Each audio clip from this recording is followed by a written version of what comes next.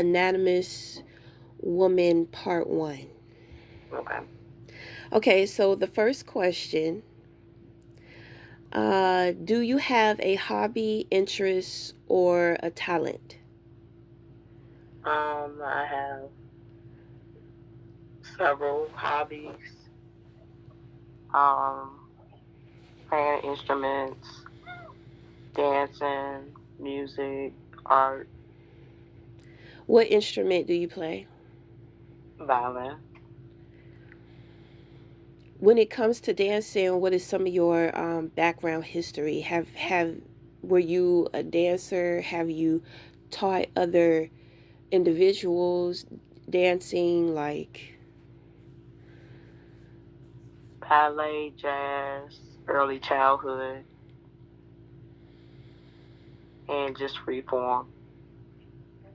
okay, is there anything else? Is there anything you want to get into detail about? No. Are there any future interests that you may have? Dancing, Okay, what type of dancing? maybe expressive, hip hop, um, salsa, bachata. Okay, so question number two. What did your childhood look like, and what does your life look like now Childhood looked compared to blurred, your childhood? blurry compared to now, more clarity. Okay, so how would you describe your childhood? Um, I would say it was blurry because it was very fast paced in regards to transitions. It was like ongoing transitions throughout my childhood that I had to adapt to. So to sum it up in a nutshell, it's kind of like you had to grow up quickly during your childhood. Yes. Okay. So we're going to get into the parents a little bit. So what were the relationship with your parents? Like, what is your opinion about that? I feel like from a perspective now as an adult, I feel like they did the best they could. As two strangers, they got together and built a life that they wasn't certain of. Okay, so how would you say that your childhood affects your current reality now in dealing with relationships? It taught me not to set. It taught me to set higher boundaries. Um, get to know people more on a deeper level than surface, and just basically don't settle. Don't get comfortable in life because you might feel like that's the right thing to do. You get what I'm saying? Like that's what society says that's the right thing to do. Okay. So, what is your vision? Do you have a vision? Like, what is your vision? My vision, I guess, for me is to live a life of freedom, peace, and joy. Not really trying to be of the world of the world anymore. If you get what I'm saying, like I feel like I made enough impact to the point where I just kind of want to do my own thing, live in my own little bubble. Okay, so in detail, what does that look like? Um, Basically, owning land, growing my own food, surrounded by animals. Maybe maybe neighbors, maybe not. Um, Landscape, beauty. You know what I'm saying? Fresh air. Just a simple life. Okay. So, what has your past experience been in dating? To be honest, I don't think I've ever really dated. What do you mean by that? I think I've been more of relationship, like getting to know somebody and then just getting a relationship. Dating is getting to know multiple people at it, maybe at one time, maybe in different time periods, but I really haven't explored dating, and I feel like I'm more mature now to handle it. You get what I'm saying? Like being able to have the discernment of saying, no, red flag already, instead of just saying, oh, well, that's a red flag. Let me keep going. You get what I'm saying? So, Okay, so is there anybody in particular that you are dating you want to share like a quick experience with?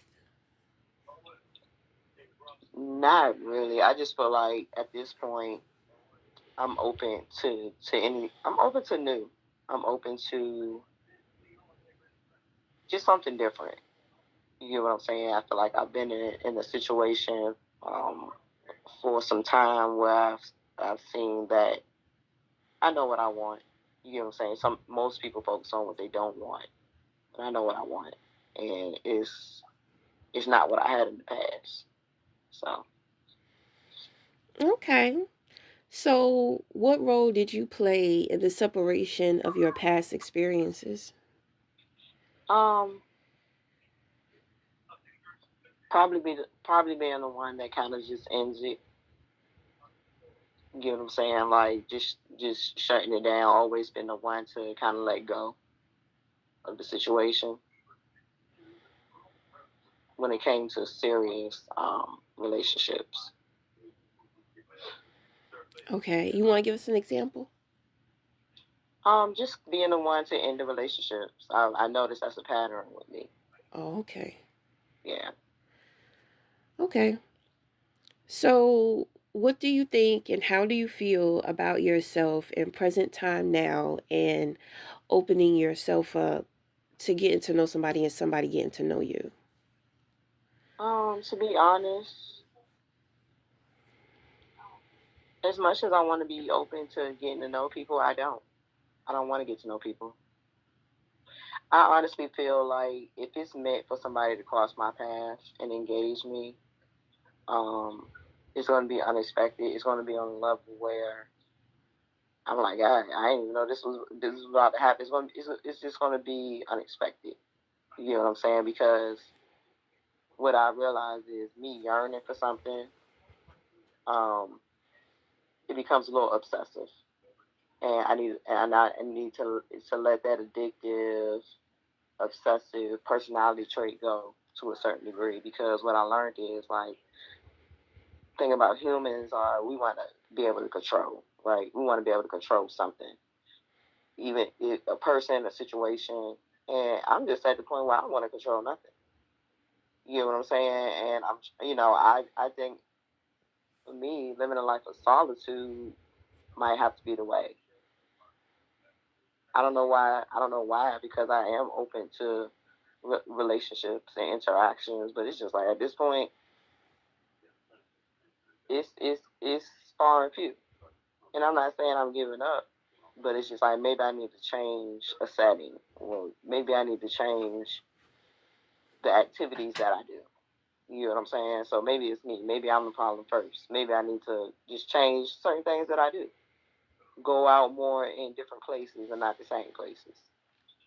You know, just open myself up a little bit. But I just feel like anybody that come my way and I already know they on some BS, it's just like it's automatic shut down. And I really don't have time for that because life is too precious. Life is really too short, and I just want to have fun and not play these games. So, Okay. So we're about to go into part two. So part one was more so about you and you just kind of opening up to other individuals. So now we're gonna um I'm going to ask you some questions about what you look for in a partner. Just be, really honest. Okay, so what do you physically look for in your person? For me, it's the eyes. Nice eyes, nice smile, um, physical. You know, you have a level of self care where I can tell like you care about your presence. Um, height, weight, all that. It's just gotta be an attraction. Like me, I'm recognizing that I'm more of a sapiosexual, somebody that's attracted to the mind. So yeah, of course there has to be a physical that I'm attracted to, but I think the eyes is number one. I think most of the guys that I've been attracted to, it's been their eyes. Mm. All right, now. So we're going to go to question number two. What kind of lifestyle or life experience do you want your person to have? Do you have a preferred lifestyle you would like someone to have? Um, Not really. I just want them to be humble. You get what I'm saying? Like, of course, well rounded, but a level of street sense and book sense. It's a balance. You get what I'm saying? Nothing wrong with a little, little hood, little whatever, but definitely somebody that can turn it on with the academia, the intellectual, the scholar. You get what I'm saying? So, however you live, just make sure it's clean, make sure it's, what I'm saying, to a certain extent organized, so that, your space truly says who you are as a person.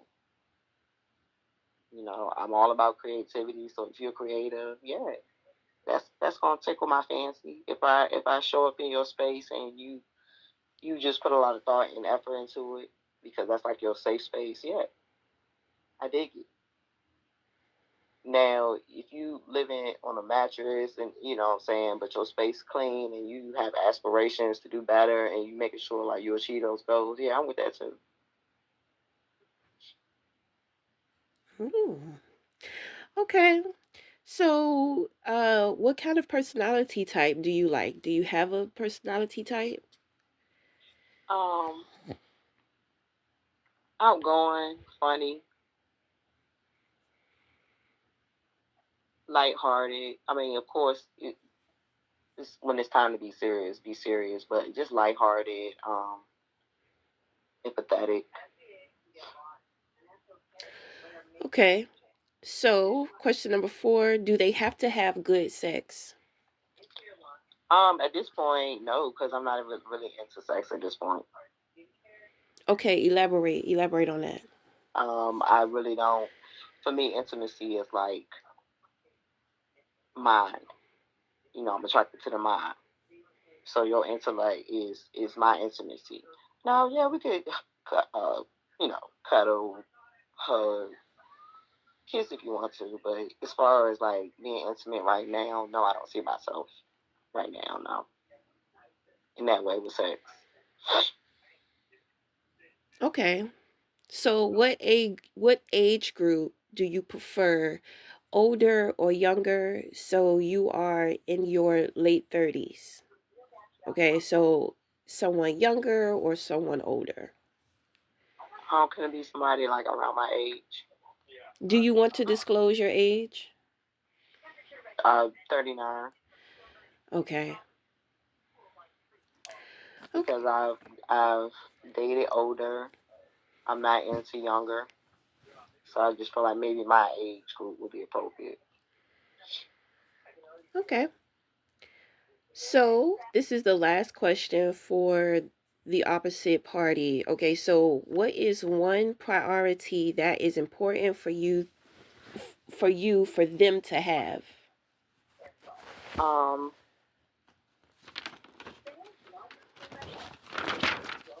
I guess one priority would be to just be a genuine, just being genuine, their authentic self, um, and showing compassion for other people. That definitely should be a priority because I'm very compassionate about people, and empathetic to a certain extent. So it's just like we gotta be on the same page. You know what I'm saying? With that. Okay, so do you prefer men, women? Does it matter? What is your sexual preference? It doesn't matter at this point. Okay.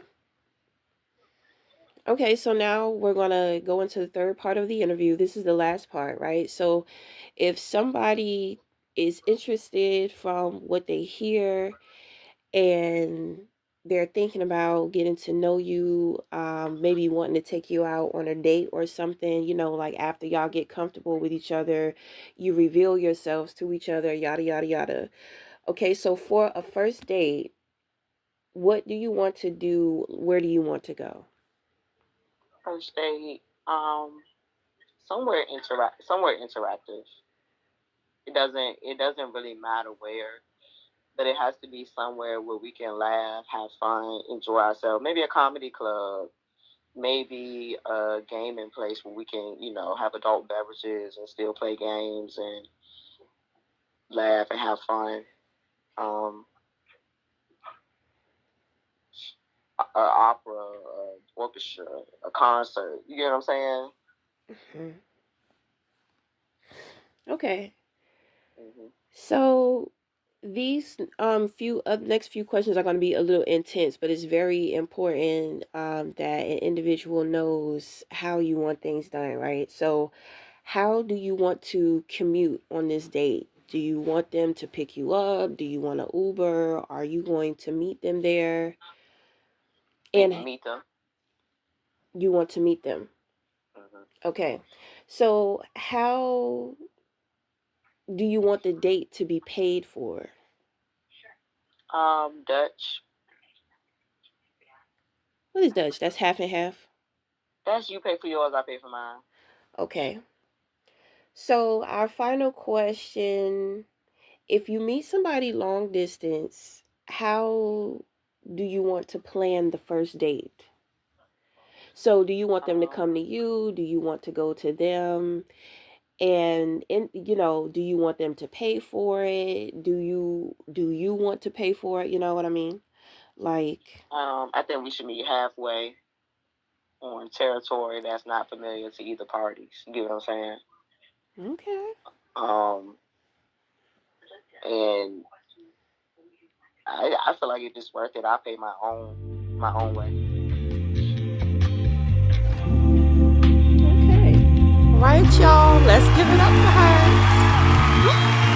That is going to conclude our profile for Anonymous Woman. Number one, if you are interested, please hit me up at my contact information and we'll go from there.